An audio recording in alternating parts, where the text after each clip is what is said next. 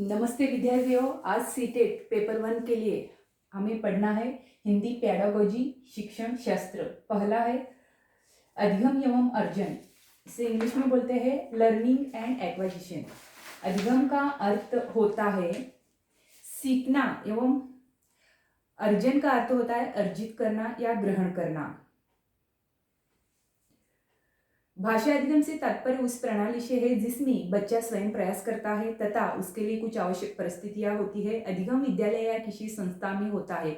भाषा अर्जन अनुकरण के द्वारा होता है। बालक अपने आसपास के लोगों को बोलते, लिखते, पढ़ते देखता है तथा अनुकरण के द्वारा उन्हें सीखते जाता है। इसमें बच्चों को कोई प्रयास नहीं करना पड़ता। भाषा अर्जन की प्रक्रिया सहज और स्वाभाविक होती है। भाषा अर्जन से संबंधित महत्वपूर्ण बिंदु है। भाषा अर्जन मुख्यतः मातृभाषा का होता है, अर्थात मातृभाषा अर्जित की जाती है, न कि सीखी जाती है। दूसरा है भाषा अर्जन व्यवहारिक पद्धति है तथा इसमें अनुकरण की मुख्य भूमिका होती है। तीसरा, भाषा अर्जन में बच्चे को कोई प्रयास नहीं करना पड़ता। चौथा है भाषा अर्जन की प्रक्रिया सहज और स्वाभाविक होती है। पांचवा, इसमें किसी अन्य भाषा का व्याघात नहीं होता। छठवां, इसमें किसी व्याकरण की आवश्यकता नहीं होती। सातवां, भाषा अर्जन में सर्वाधिक महत्व समाज का होता है। अब भाषा अर्जन से संबंधित महत्वपूर्ण बिंदु या भाषा अधिगम से संबंधित तथ्य देखना है। भाषा अधिगम औपचारिक शिक्षा के द्वारा किया जाता है। भाषा अधिगम विद्यालय में प्रारंभ होता है। भाषा अधिगम में बच्चों को प्रयास करना पड़ता है, व्याकरण की आवश्यकता होती है। भाषा अधिगम के द्वारा मानक भाषा सीखी जाती है। भाषा अधिगम में शिक्षक, विद्यालय, पाठ्यक्रम, पाठ्यपुस्तकें, शिक्षण पद्धतियां आदि की भूमिका रहती है। अब भाषा से संबंधित कुछ मनोवैज्ञानिकों के तथ्य देखना है। पावलोव और स्किनर, नकल व रटन करने से भाषा की क्षमता प्राप्त होती है। चॉम्स्की के अनुसार भाषा में भाषा अर्जन की क्षमता जन्मजात होती है। पियाजे कहते हैं कि भाषा अन्य संज्ञानात्मक तंत्रों की भांति परिवेश के साथ अंतःक्रिया के माध्यम से ही विकसित होती है। वाइगोत्स्की कहते हैं बच्चों की भाषा समाज के साथ संपर्क का ही परिणाम है। अब अति महत्वपूर्ण बिंदु हम देखते हैं। मानक भाषा अथवा द्वितीय भाषा सीखने में मातृभाषा का व्याघात होता है। स्कूल आने से पूर्व बच्चे अपनी मातृभाषा का प्रयोग जानते हैं। बच्चे स्कूल आने से पूर्व ही अपनी भाषाई पूंजी से लैस होते हैं। गृह कार्य बच्चे के सीखने को विस्तार देता है। प्राथमिक स्तर पर शिक्षा का माध्यम बच्चे की मातृभाषा होना चाहिए। प्राथमिक स्तर पर बच्चों को भाषा सीखने का मुख्य उद्देश्य यह होता है कि बच्चा जीवन की विभिन्न परिस्थितियों में भाषा का प्रयोग कर पाए। कक्षा में बच्चे मातृभाषा को सदैव सम्मान देना चाहिए। कक्षा में भाषा की विविधता संसाधन के रूप में कार्य करती है। प्राथमिक स्तर बच्चे को भाषा प्रयोग के अधिक से अधिक अवसर देनी चाहिए। यह भाषा शिक्षण के लिए सबसे अधिक आवश्यक है।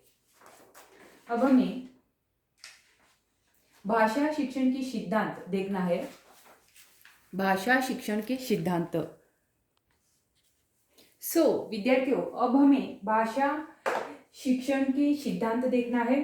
पहला है नंबर 1, अनुबंधन का सिद्धांत।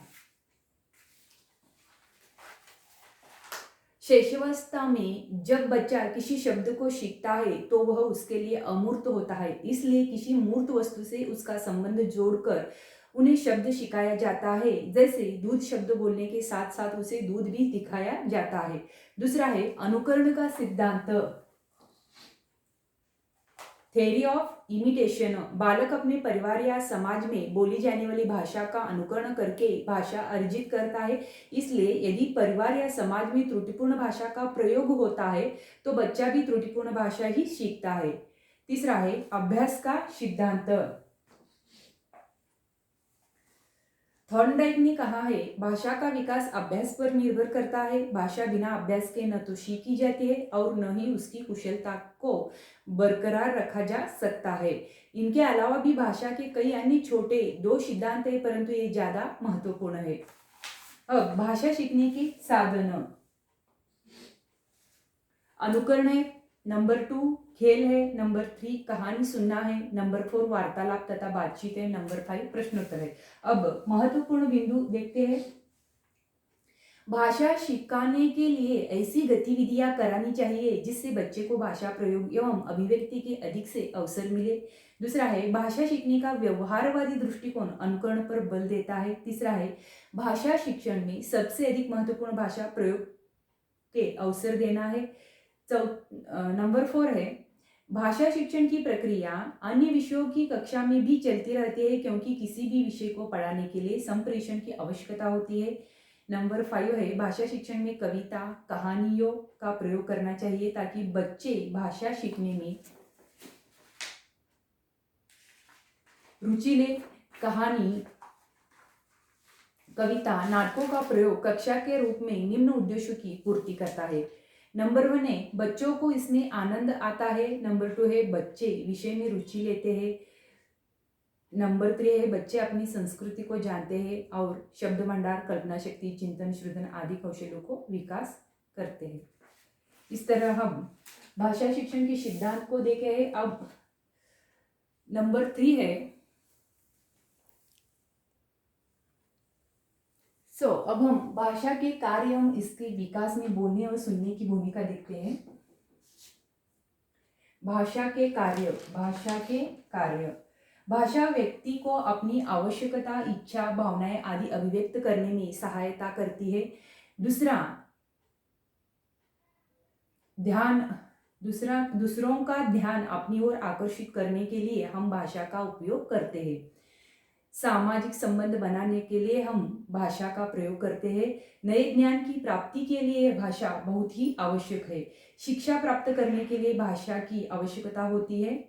दूसरे व्यक्ति की बातों को समझने के लिए आवश्यकता होती है और अपनी कला संस्कृति समाज का विकास करने के लिए ही भाषा के कार्य महत्वपूर्ण है। अब भाषा विकास में सुनने की भूमिका हम देखते हैं। भाषा विकास में सुनने की भूमिका। सुनना भाषा विकास के निम्न क्षेत्रों में भूमिका निभाता है। सुनकर ही बच्चा बोलना सीखता है। वह अपने परिवार व समाज के लोगों को बोलते हुए सुनता है तथा उनका अनुकरण करता है। दूसरा है शब्द भंडार में वृद्धि के लिए। तीसरा है नंबर 3 है नए ज्ञान को प्राप्त करने के लिए। 4 है भाषा का शुद्ध रूप व शुद्ध उच्चारण जानने के लिए। 5 है दूसरों की भावनाओं का विचारों को जानने के लिए। अब भाषा विकास में बोलने की भूमिका देखते हैं। भाषा विकास में बोलने की भूमिका। नंबर 1 है बोलकर हम अपनी भावनाओं तथा विचारों को अभिव्यक्त करते हैं। नंबर 2 बोलने से ही बच्चा शुद्ध उच्चारण करना सीखता है। नंबर 3 बोलकर ही बच्चा भाषा कुशलता भाषा प्रवाह प्राप्त करता है। नंबर 4 बातचीत के द्वारा सामाजिक संबंधों का निर्माण होता है। अब भाषा विकास को प्रभावित करने वाले कारक। स्वास्थ्य बुद्धि यौन भिन्नता सामाजिक आर्थिक स्तर परिवार का आकार जन्म क्रम बहुजन्म जुड़वा बच्चे एक से अधिक भाषा का प्रयोग साथियों के साथ संबंध माता पिता द्वारा प्रेरणा ऐसे भाषा विकास को प्रभावित करने वाले 10 कारक है। अब हम भाषा अधिगम में व्याकरण की भूमिका देखते हैं।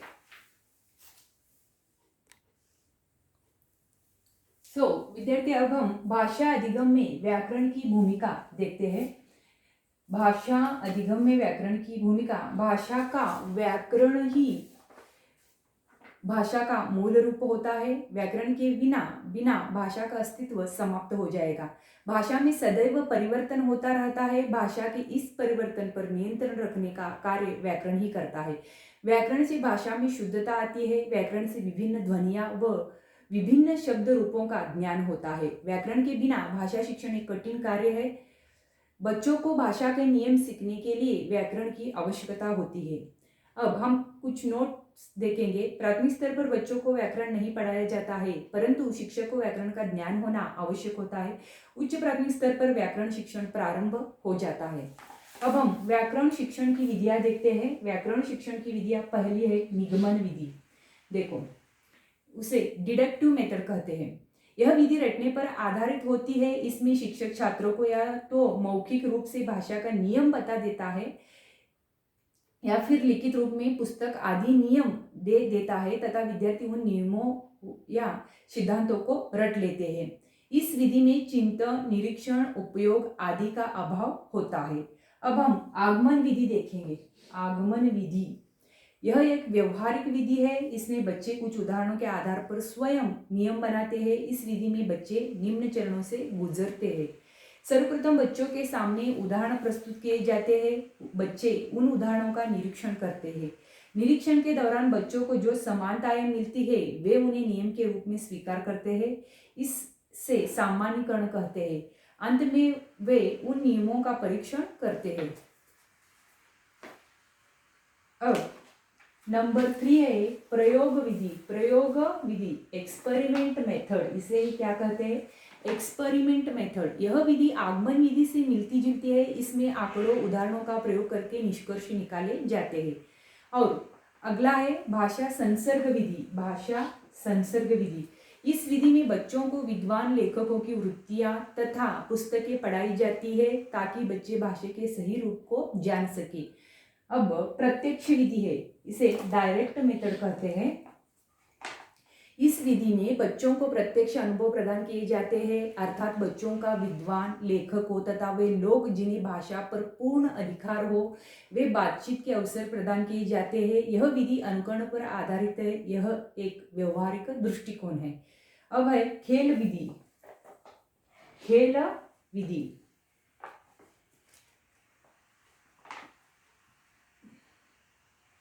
खेल विधि, इस विधि को कहते हैं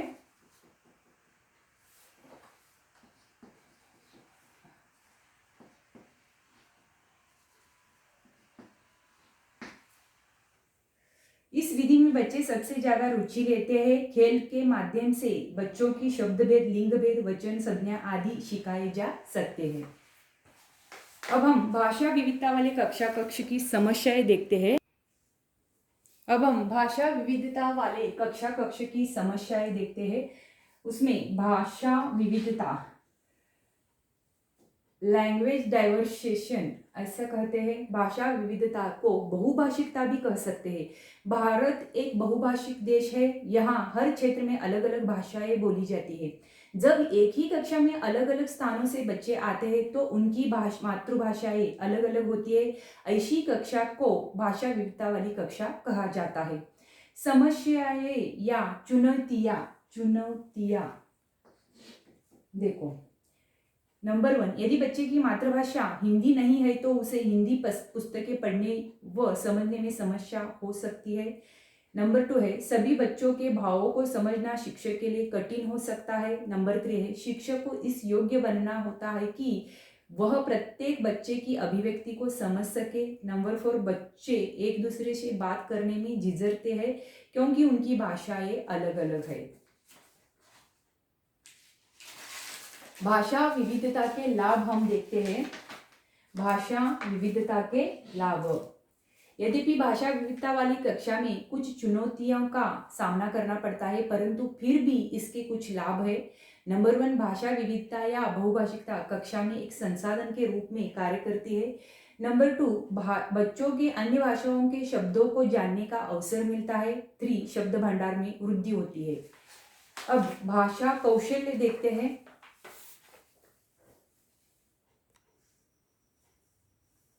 अब भाषा कौशल्य देखते हैं, लैंग्वेज स्किल कहते हैं इसे। एक व्यक्ति को दूसरे व्यक्ति की बातों, विचारों को सुनने, समझने तथा अपनी बातों, विचारों, भावनाओं को व्यक्त करने में जिन मुख्य कौशलों का प्रयोग किया जाता है उन्हें भाषा कौशल कहते हैं। भाषा कौशल 4 प्रकार के होते हैं। श्रवण कौशल्य, उसे सुनना कहते हैं। बोलना कौशल्य, पढ़ना कौशल्य, लिखना कौशल्य। नोट, सुनना तथा पढ़ना ग्रहणात्मक कौशल्य है क्योंकि इनके द्वारा अर्थात सूचना को ग्रहण किया जाता है तथा बोलना व लिखना अभिव्यक्त्यात्मक कौशल्य कहा जाता है। इनके द्वारा अभिव्यक्ति होती है। श्रवण कौशल की शिक्षण विधियां हम देखते हैं। पहला भाषा कौशल देखे हैं, वह श्रवण कौशल्य, बोलना कौशल, पढ़ना कौशल, लिखना कौशल।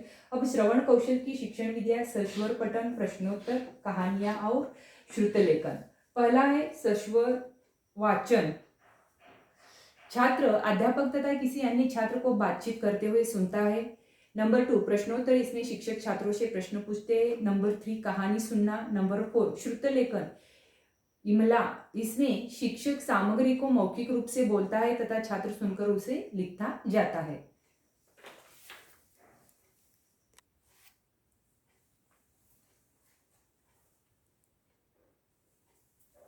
अब भाषण, इसमें शिक्षक छात्रों को सामने भाषण देता है तथा छात्र उसे ध्यान से सुनते हैं। पठन मतलब पढ़ना कौशल की शिक्षण विधियां हम देखते हैं। पढ़ना कौशल की शिक्षण विधियां हम देखते हैं।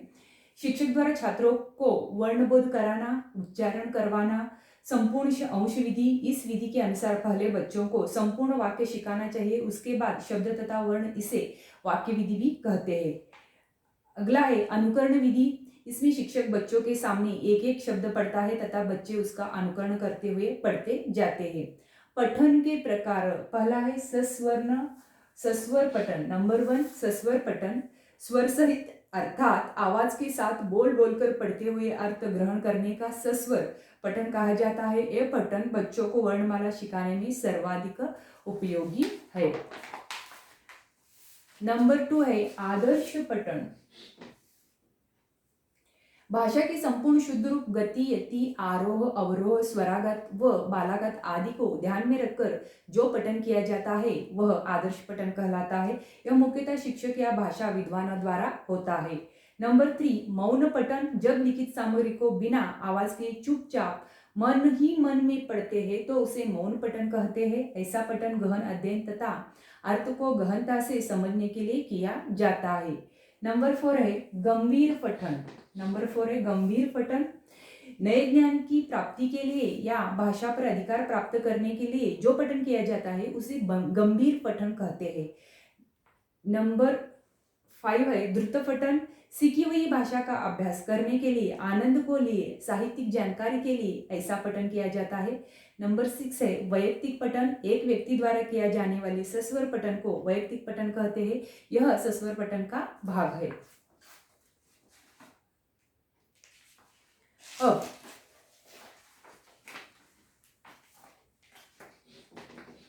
अब सामूहिक पठन है। अब वैयक्तिक पठन, सस्वर पठन के बाद सामूहिक पठन। सामूहिक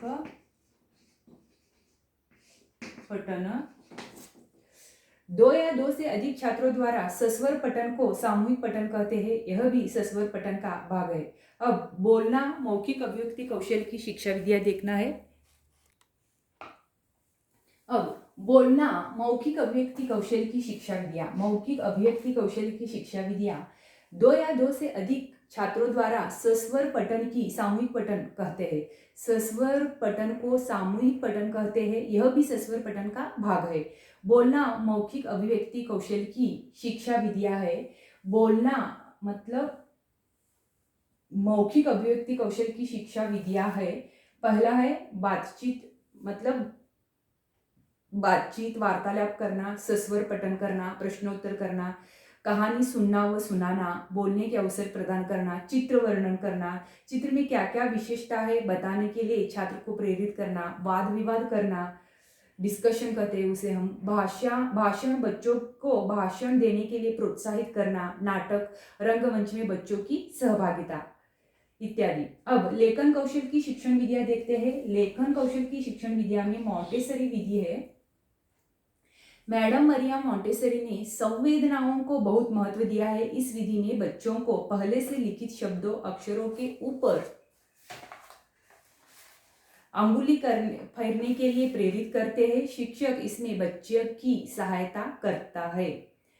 नंबर 2 है dot to dot method. Dot to dot method, इसे रूपरेखानुगण विधि भी कहते हैं। इसमें बच्चों को डॉट बनाकर दे दिए जाते हैं तथा बच्चा उस पर बिंदुओं को मिलाकर अक्षर बनाता है। उदाहरण ऐसा, मतलब ए, ऐसा ऐसा, इसे क्या कहता है डॉट टू डॉट मेथड। अब नंबर 4 है श्रुत। नंबर 3 है अनुकरण या नकल विधि। इसमें बच्चे शब्द, अक्षर लिखकर दे दिए जाते हैं तथा छात्र उसे देख देख कर लिखता है। नंबर 4 है श्रुत लेख। इसमें अध्यापक बोलता जाता है तथा छात्र सुनकर लिखता जाता है। नंबर 5 है सुलेख। सुंदर लिखावट के लिए लिखने का अभ्यास करना सुलेख कहलाता है।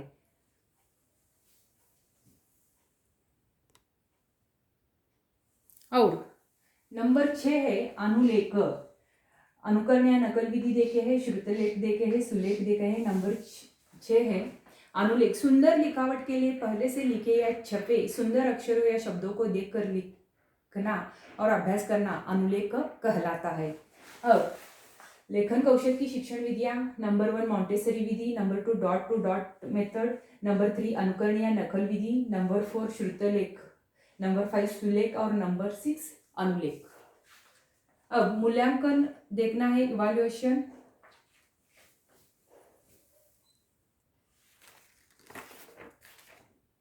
अब हम शिक्षण सहायक सामग्री देखते हैं। शिक्षण सहायक सामग्री।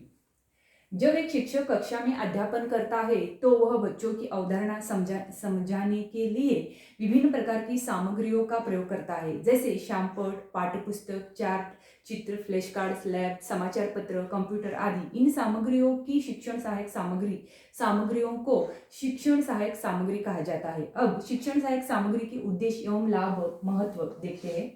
शिक्षण सहायक सामग्री के उद्देश्य एवं लाभ महत्व देखते हैं।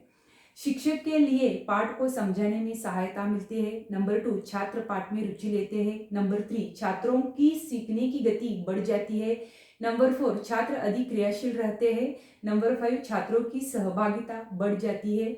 नंबर 6 तीव्र व निम्न बुद्धि वाले छात्रों के लिए अलग अलग शिक्षा सामग्री का प्रयोग किया जाता है ताकि उनके स्तर में सुधारना हो।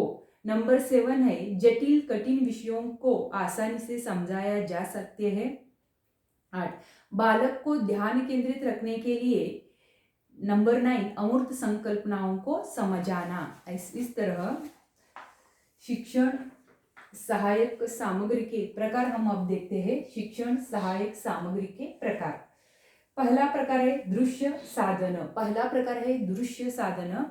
वे उपकरण, जिसे विजुअल एड्स कहते हैं, वे उपकरण जिन्हें छात्र देख सकते हैं उन्हें दृश्य साधन कहा जाता है। कुछ दृश्य साधन निम्नलिखित है।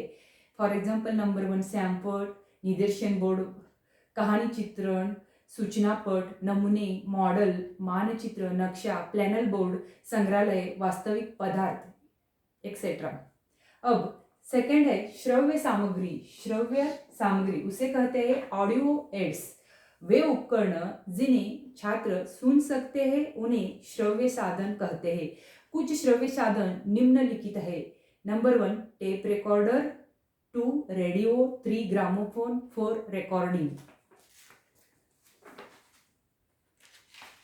अब दृश्य श्रव्य साधन देखते हैं। Audio visual aids. Audio visual aids वे उपकरण जिन्हें छात्र देख भी सकते हैं तथा सुन भी सकते हैं उन्हें दृश्य श्रव्य साधन कहते हैं। उदाहरण television, mobile, computer, laptop, cinema, projector, नाटक आदि। विद्यार्थियों अब हमें निदानात्मक परीक्षण एवं उपचारात्मक शिक्षण देखना है।